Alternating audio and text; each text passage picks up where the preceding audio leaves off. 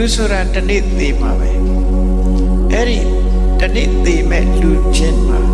ဘာဟာကိုအတွက်ရေးချဆုံးလို့ဆိုစီဝိတသင်္ခယမိအသက်သေးဆုံးနေတဲ့ချိန်အသက်ကုန်ခန်းသွားလို့ဆုံးသက်သွားတဲ့ချိန်လေးမှာပုံညာကိုလှုပ်ထားတဲ့ကုသိုလ်ကောင်းမှုကဒုက္ခချပါဖို့အတွက်ပဲအာကိုရှိတယ်လေ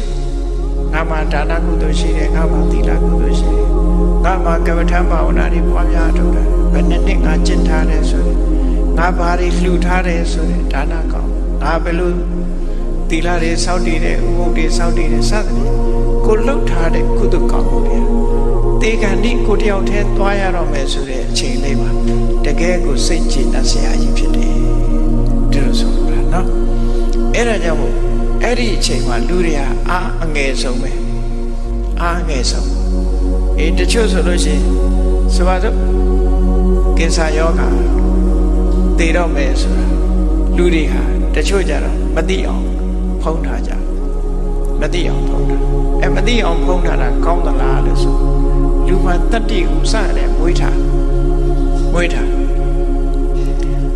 တနေ့သေမယ်ဆိုတာကိုမွေးထားဒီဗုဒ္ဓဘာသာမဟုတ်တဲ့ပုဂ္ဂိုလ်တွေတောင်မှပဲသေတာကိုရဲရဲဝံ့သိနိုင်အောင်ကြိုးစားထားတာရှိတယ်ဒါကြောင့်မို့မြတ်စွာဘုရားပုံဉ္ဇဉ်ဒုက္ခစီဝိတသင်္ကေယ